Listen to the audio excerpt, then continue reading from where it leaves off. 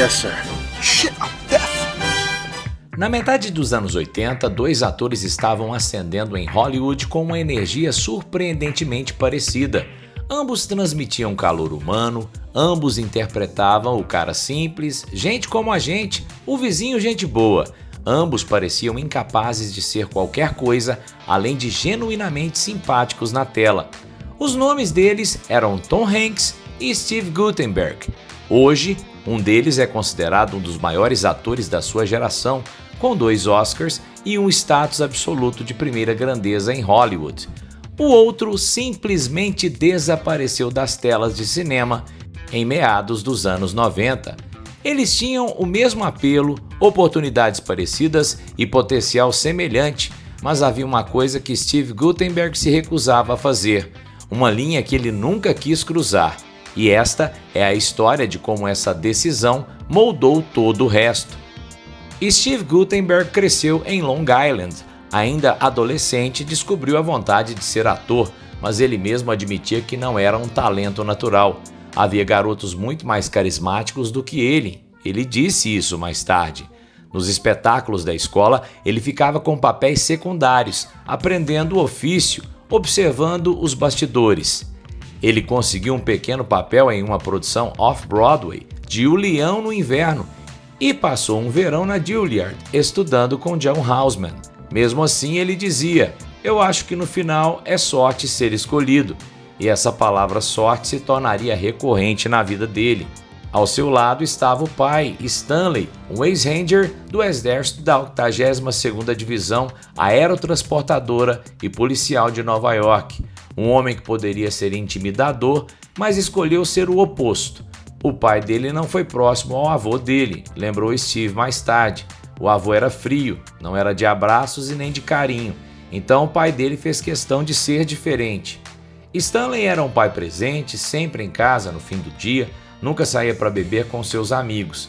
Quando Steve, aos 17 anos, disse que queria se mudar para Los Angeles para ser ator, esperava uma resistência.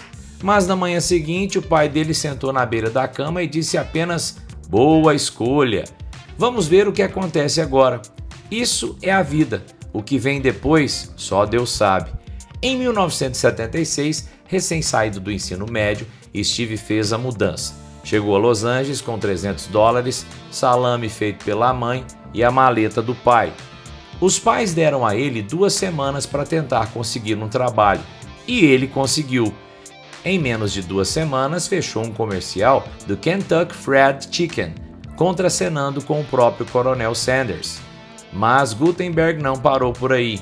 Ele se infiltrava em estúdios como Paramount, Universal, 20th Century Fox e não havia computadores nem celulares, só um segurança com um telefone. Ele batia um cartão de ponto em branco e passava direto. De lá, ligava para os agentes e produtores se oferecendo para testes. E olha que funcionava, gente.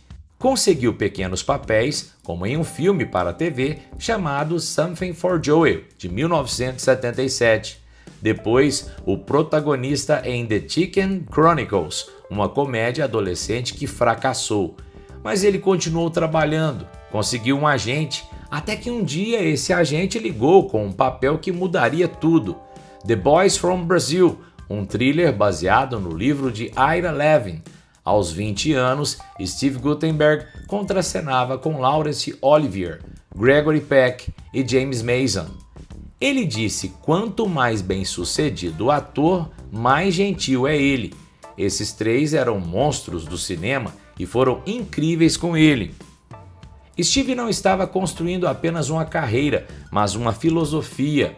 Então veio 1982. Dinner, de Barry Levinson, trouxe um elenco com Mickey Rourke, Dana Stern e Kevin Bacon. Guttenberg conseguiu o papel de Ed Simons ao falar do seu próprio relacionamento à distância. E essa vulnerabilidade deu verdade ao personagem. Ele não era apenas engraçado, era doce, inteligente e inseguro. O estúdio quase engavetou o filme até que Levinson o mostrou secretamente à crítica Pauline Kael, que amou.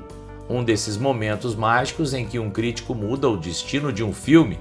Em 1983, Steve estrelou The Day After, um filme da ABC sobre guerra nuclear. Mais de 100 milhões de pessoas assistiram, até o presidente Ronald Reagan. Gerou um debate nacional. Steve Guttenberg provou que sabia fazer drama. Aí veio 1984 e tudo explodiu. Ele queria trabalhar com Ron Howard em Splash, mas foi rejeitado. O papel foi para Tom Hanks. Ironicamente, os produtores de Police Academy, Loucademia de Polícia, queriam Tom Hanks para o papel que acabou ficando com Guttenberg. Era uma comédia escancarada sobre desajustados entrando na polícia. E no centro desse caos estava Kerry Mahoney, um malandro carismático forçado a entrar na academia para não ir para a cadeia. A crítica detestou. Roger Ebert deu 0 estrelas para o filme, mas o público amou.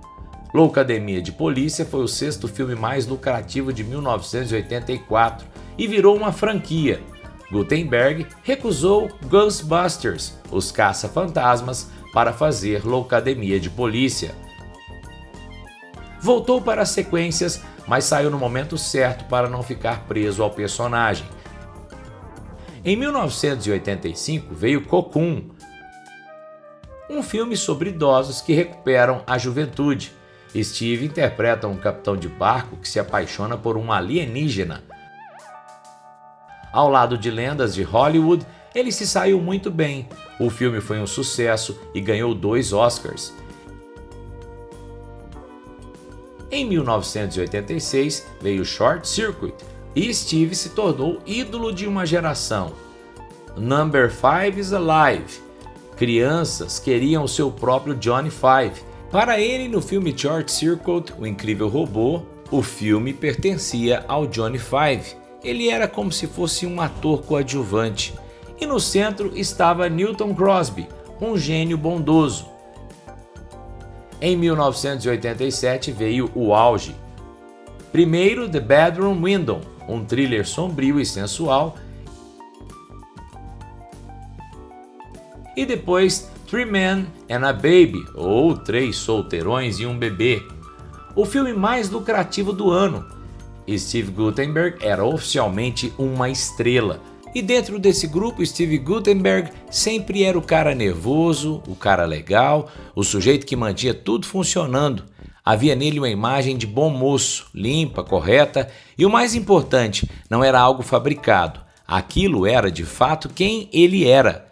Mas com o tempo, Hollywood mudou. Os personagens mais sombrios passaram a dominar. Ser o cara legal deixou de ser vantagem. Steve continuou trabalhando, mas sem a mesma força. Ele sabia que a sua recusa em ir para o lado sombrio cobrou um preço. Mesmo assim, ele fez as pazes com isso. Em uma entrevista concedida em 1988, Guttenberg revelou que, ao contrário dos seus colegas de 3 Solteirões e um Bebê, Ted Danson e Tom Selleck, ele nunca foi muito chegado a festas. Segundo ele, sua ideia de diversão era bem simples: assistir a esportes e comer pizza. Ele até brincava dizendo que, embora Ted e Tom fossem mais velhos, na prática ele é que se sentia o mais velho do grupo. Guttenberg sempre soube qual era a sua reputação e nunca fugiu dela. Ele dizia que não se sentia encurralado por ser visto como o senhor cara legal naquele ponto da carreira. Pelo contrário, afirmava que foi exatamente esse perfil que o levou até onde chegou. Mas quando os anos 90 chegaram, o ecossistema de Hollywood mudou radicalmente. De repente, o cara inofensivo perdeu o valor da noite para o dia. Protagonistas mais sombrios, ousados e psicologicamente complexos passaram a dominar as telas. Guttenberg então migrou para filmes familiares como Zeus e Roxanne, Um Amor de Cachorro, e comédia como Nós Dois Somos Dois. Em 2002, ele também dirigiu a adaptação de PS, O Cat is Dead, mas nenhum desses projetos conseguiu realmente decolar. Enquanto colegas como Ted Danson, Tom Selleck e Ron Howard continuavam prosperando, Guttenberg acabou se tornando uma espécie de piada cultural, um símbolo rápido dos excessos e do estilo datado dos anos 80. Seu papel mais marcante no século XXI acabou sendo justamente uma versão caricata de si mesmo na série Part Down. Ele também participou do programa Dancing with the Stars, apareceu em produções como Lavalantula e Sharknado 4, A Era dos Tubarões, filmes que abraçavam de vez seu status de ícone pop autoconsciente. Em Veronica Mars, Guttenberg interpretou um pedófilo, um personagem que ele próprio declarou desprazer. Ainda assim, reconheceu que gostou de explorar esse lado mais sombrio. Ao mesmo tempo, admitiu que sua resistência em aceitar papéis mais obscuros acabou prejudicando a sua trajetória profissional. Ele dizia que gostava de ser uma pessoa gentil, mas que no meio artístico muita gente confunde gentileza com fraqueza. Steve Guttenberg se tornou pai e hoje vive na Califórnia, na mesma comunidade onde mora há 37 anos. Foi casado com a repórter da CBS Emily Smith entre 2019 e 2025. Quando incêndios devastadores atingiram a região em janeiro de 2025, Guttenberg não ficou parado. Enquanto centenas de pessoas abandonavam seus carros para fugir a pé das chamas, ele ajudou a remover veículos, liberar vias para equipes de emergência e auxiliar vizinhos na evacuação. No Instagram, onde soma 500 mil seguidores, sua biografia se define de forma simples: ator, escritor, fazedor de sanduíches. Suas postagens são reflexões sobre a vida, a gentileza e a gratidão, algo completamente coerente com quem ele sempre foi. Mesmo no ambiente digital, Steve Guttenberg continua sendo aquele cara legal, e ao que tudo indica, isso nunca foi atuação. Guttenberg também costuma dizer que existem poucos atores capazes de interpretar praticamente qualquer papel.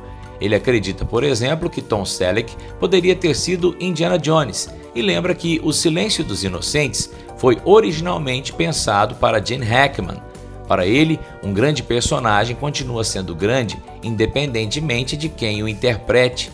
Tudo depende do momento e das circunstâncias.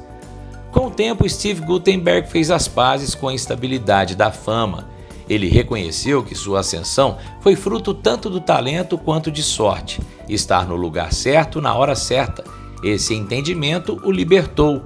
Quando Hollywood seguiu em frente, ele não levou isso para o lado pessoal. A luz apenas passou a iluminar outra pessoa, e ele continuou atuando quando os projetos despertavam interesse, sem aquela necessidade de reviver antigos holofotes. Além de atuar, escreveu livros, subiu aos palcos e passou a compartilhar as suas reflexões com centenas de milhares de pessoas online. Hoje, ele tem 66 anos e continua sendo descrito como exatamente aquilo que sempre aparentou ser, um homem gentil. Seu pai lhe ensinou que a verdadeira emoção da vida está no que vem depois, e Steve vive essa filosofia há quase 5 décadas, sem se apegar ao passado, sempre aberto ao que ainda pode acontecer.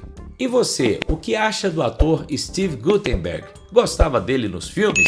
E se você gostou desse conteúdo, comente, curta e se inscreva, porque sabe, né? Isso faz toda a diferença pra gente. E como sempre, eu espero você no próximo vídeo.